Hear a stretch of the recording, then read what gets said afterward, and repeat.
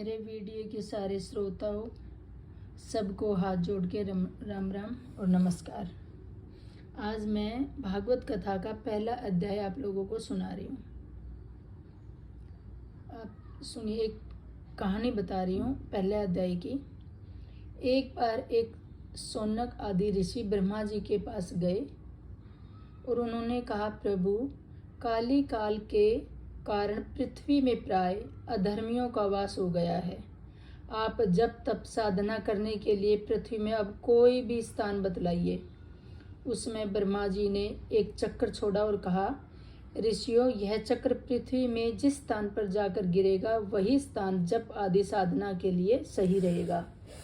सनकादि ऋषि उस चक्र का पीछा करने लगे और वह चक्र एक वन में आकर गिर गया। वहीं नैमिषारण्य तीर्थ हुआ। ऐसे पवित्र नैमिषारण्य तीर्थ में सनकादि ऋषियों ने 1000 वर्ष में पूर्ण होने वाले सत्र की दीक्षा ली और एक प्रातःकाल अग्निहोत्र आदि कर्मों से निश्चित हो सनकादि ऋषियों ने सूत जी की पूजन किया और उन्हें 6 प्रश्न पूछे। पहला प्रश्न, मनुष्यों के लिए एकमात्र कल्याण का कारण क्या है? दूसरा प्रश्न, शास्त्र बहुत से हैं, उनमें अनेकों प्रकार के कर्मों का वर्णन किया गया है। मनुष्य को क्या करना चाहिए, क्या नहीं करना चाहिए? तीसरा प्रश्न पूछा, भगवान श्री कृष्ण देवकी और वासुदेव के यहाँ क्या करने की इच्छा से पैदा हुए थे? चौथा प्रश्न पूछा, भगवान के उदार चरित्र जिसका गान बड़े बड़े विद्वान करते हैं, आप भगवान की लीलाओं का वर्णन कीजिए। पांचवा प्रश्न पूछा गया, भगवान श्री हरि के मुख कितने अवतार हुए?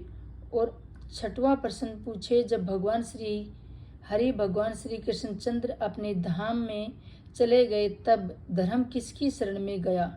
शौनकादि ऋषि के इस प्रकार प्रश्न पूछने पर सूत जी ने अपने गुरुदेव श्री सुखदेव जी का मंगल आचरण किया। शौनकादि जी का यह श्रीमद् भागवत महापुराण आत्म स्वरूप का अनुभव कराने वाला है और समस्त वेदों का सार है। अज्ञान अंधकार में पड़े हुए और इस संसार सागर से पार पाने के इच्छुक प्राणियों पर करुणा कृपा करके श्री सुखदेव जी ने यह अध्ययन आध्यात्मिक दीप प्रज्वलित किया है। ऐसे व्यास जी के पुत्र और प्राणियों के गुरु श्री सुखदेव जी को मैं प्रणाम करता हूँ, उनकी शरण ग्रहण करता हूँ। भगवान नारायण, देवी सरस्वती और व्यास जी को भी मैं बारंबार नमस्कार करता हूँ। इस श्लोक में आया है जय मुरिद्रेत, जय का अर्थ यहाँ पर जय घोष आदि करना नहीं है। जय क्या है? इतिहास, महाभारत, पुराण, वाल्मीकि रामायण, इनको विद्वान लोग जय नाम से पुकारते हैं और मुनियाँ अपने लोक के मंगल के लिए बहुत अच्छा प्रश्न पूछा है। मनुष्य का परम धर्म वही है जिसके करने से भगवान श्री हरि की भक्ति प्राप्त हो और वह भक्ति निष्काम हो तथा सदा बनी रहे, क्योंकि कहा गया है कि मनुष्य भली प्रकार से सब धर्म का पालन करता है, परंतु उसको धर्म के पालन करने से भागवत और भगवान की कथाओं में प्रेम उत्पन्न नहीं होता तो केवल श्रम ही है, क्योंकि धर्म का पालन मोक्ष को प्राप्त करना है और धर्म के द्वारा अर्थ कमाना और धन कमाना धर्म का फल नहीं है। अर्थ फल धर्म करना है, कामनाओं का उपयोग करना अर्थ का फल नहीं है। जितने से जीवन यापन हो जाए उतना ही उपयोग करना चाहिए। इंद्रियों की प्रसन्नता के लिए कार्य का भोग नहीं करना चाहिए, क्योंकि यह जीव तत्व जिज्ञासा के लिए उत्पन्न हुआ है। बहुत से कर्म करके स्वर्ग आदि को प्राप्त करना इस जीवन का फल नहीं है। जब उस तत्व का ज्ञान होता है तब हृदय की गांठ खुल जाती है, समस्त संदेह निर्वित हो जाते हैं और कर्म बंधन छिड़ जाते हैं। वही परमात्मा जगत की उत्पत्ति, पालन और संहार के लिए देवता, पशु, पक्षी और मनुष्य आदि योनियों में अनेकों बार अवतार ग्रहण करते हैं, जिसमें भगवान के 24 अवतार हैं। भगवान के 24 अवतारों का वर्णन है। श्री भगवान हरि का पहला अवतार सनंद, सनातन और सनत कुमार के रूप में हुआ। दूसरा अवतार वराह के रूप में, तीसरा अवतार देव ऋषि नारद, चौथा अवतार नए नारायण के रूप में, पांचवा अवतार कपिल भगवान के रूप में और छठा अवतार दत्तात्रेय के रूप में, सातवें अवतार का यज्ञ, आठवां अवतार ऋषभ देव, नौवां अवतार महाराज पृथ्वा, 10वां अवतार मत्स्य के रूप में और 11वां अवतार कश्यप और 12वें अवतार धन्वंतरी और 13वां अवतार में मोहिनी, 14वां अवतार नृसिंह और 15वें अवतार वामन और 16वें अवतार परशुराम और 17वें अवतार व्यास जी, 18 अवतार राम, 19 अवतार बलराम, 20 अवतार कृष्ण, 21 अवतार हरि और 22 अवतार हंस, 23 बुद्ध और 24 अवतार कलयुग की समाप्ति पर, जब राजा लुटेरे हो जाएंगे, सर्वत्र अधर्म व्याप हो जाएगा, उस समय संभल ग्राम में विष्णु वस नामक ब्राह्मण के घर में कलिक भगवान का अवतार होगा। सौनक जी, यह भगवान नाम का पुराण वेदों में समस्त है। इसे मैंने श्री सुखदेव जी की कृपा से, उन्हीं के अनुग्रह से, जब देवराज परीक्षित को कथा सुना रहे थे तो उसी समय मैंने भी इनका अध्ययन किया था। इसी को जैसे मैंने सुना, जितना मेरी बुद्धि ने ग्रहण किया, उसी अनुरूप मैं तुम लोगों को सुनाऊंगा। सैनिक जी सुनो। इस श्रीमद् भागवत महापुराण का निर्माण वेद व्यास जी ने किस युग में किया, किस स्थान पर तथा किस कारण से किया, तब सूत जी कहते हैं, सैनिक जी, तीसरे युग द्वापर में महर्षि पराशर के द्वारा वसु कन्या सत्यवती के गर्भ से भगवान के कला अवतार श्री वेद व्यास जी भगवान का जन्म हुआ। व्यास जी भूत भविष्य के जानकार थे। उन्होंने भविष्य पर दृष्टि डाली तो देखा कलयुग के प्राणी कम बुद्धि वाले होंगे, कम आयु वाले होंगे और भयहीन होंगे, आलसी होंगे। उस समय उन्होंने प्राणियों की सरलता के लिए एक वेद के 4 भाग किए, ऋग्वेद, यजुर्वेद, सामवेद और अर्थवेद। ऋग्वेद अपने शिष्य महर्षि पेल को प्रदान किया, सामवेद जैमिनी को, यजुर्वेद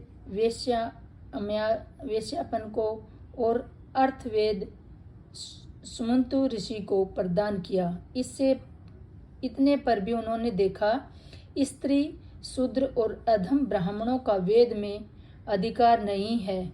तब उन्होंने 1 लाख श्लोकात्मक महाभारत ग्रंथ की रचना की। इतने पर भी जब उन्होंने संतोष नहीं हुआ तो वह भागवत का चिंतन करने लगे। उसी समय देव ऋषि नारद आए। महर्षि व्यास जी ने उनका पूजन किया और उन्हें आसन प्रदान किया। तब देव ऋषि नारद ने कहा, हे पराशर नंद व्यास जी, आपने एक वेद के 4 भाग कर दिए, महाभारत जैसे 1 लाख श्लोक वाला इतिहास की रचना कर दी, फिर भी आप इस प्रकार अप्रसन्न क्यों हैं? वेद व्यास जी ने कहा, देव ऋषि, आपका कथन सत्य है, परंतु मैं स्वयं इस अप्रसन्नता का कारण नहीं जानता। आप ही इसका समाधान करें। वेद व्यास जी, आपने जिस प्रकार धर्म, अर्थ, काम और मोक्ष पुरुषार्थ का पुराणों का वर्णन किया, उसी प्रकार आपने भगवान तथा भगवान की भक्ति का वर्णन नहीं किया। आपने क्योंकि कहा था, कोई काम निष्कामता से युक्त हो परंतु भगवान की भक्ति से रहित हो तो उसकी शोभा नहीं होती। इसलिए आप समाधि में भगवान की लीलाओं का स्मरण कीजिए और भगवान व सुंदर सुंदर लीलाओं की रचना कीजिए। भगवान करुणा, वात्सल्य और करुणा की मूर्ति है, वह जरूर आपकी कृपा करेंगे और आप यह अप्रसन्नता का कारण हट जाएगा। व्यास जी ने पूर्व जन्म एक दासी का पुत्र था।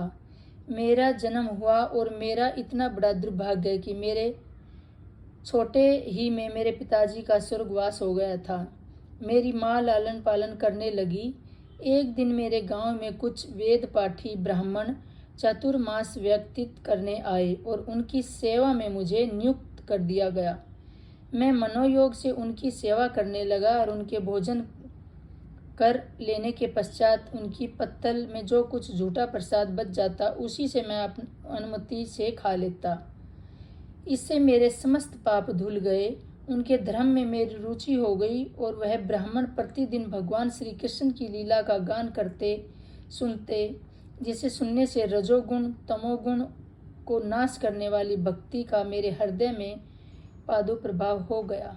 चातुर्मास व्यतीत कर जब वे ब्राह्मण जाने लगे तो मैं भी उनके पीछे पीछे चल दिया। मुझे आता हुआ देख उन्होंने कहा, बेटा अभी तुम्हारी माँ जीवित है, तुम्हारे अलावा उनका कोई और सहारा नहीं है, इसलिए तुम उनकी सेवा करनी चाहिए। यह सुन मैं उदास हो गया और तब उन्होंने मुझे एक मंत्र दिया,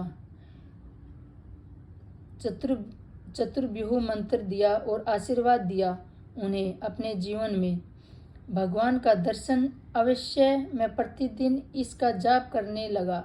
एक दिन सायंकाल मेरी माँ गाय दुहाने के लिए निकली। अनजान में उनका पैर एक सरप पर पड़ गया, जिससे उसने माँ को डस लिया और माँ की प्राणत्याग हो गया। मैंने माँ का अंत्यक्रम किया और भगवान का अनुग्रह मानकर उत्तर दिशा की ओर चल पड़ा। अनेकों पर्वत वनों की ओर पार करके एक स्थान पर पहुंचा। वहां थक गया था और वहां मैंने एक सरोवर में स्नान किया, जल पिया और पीपल के वृक्ष के नीचे आसन लगाकर बैठ गया। जैसे ऋषियों ने बताया था उसी अनुरूप भगवान का ध्यान करने लगा।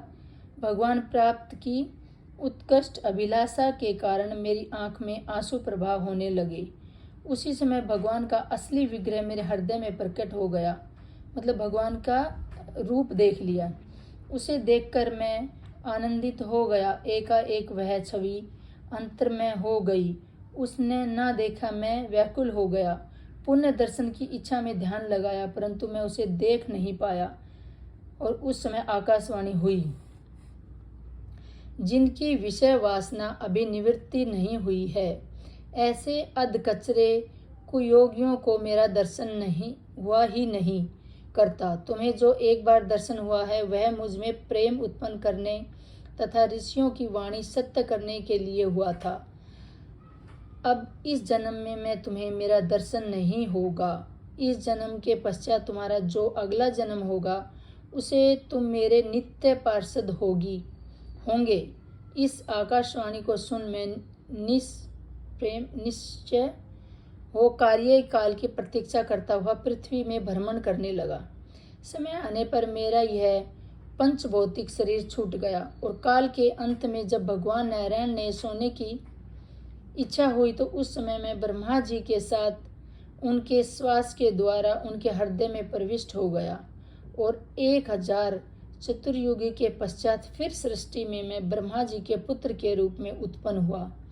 भगवान नारायण ने मुझे यह वीणा दी, जिसे बजाता हुआ मैं निरंतर उन्हीं के नाम का कीर्तन करता रहता हूँ। व्यास जी ने देखा अपने भगवान की महिमा, कहा तो मैं दासी पुत्र था और अब देव ऋषि नारद हो गया।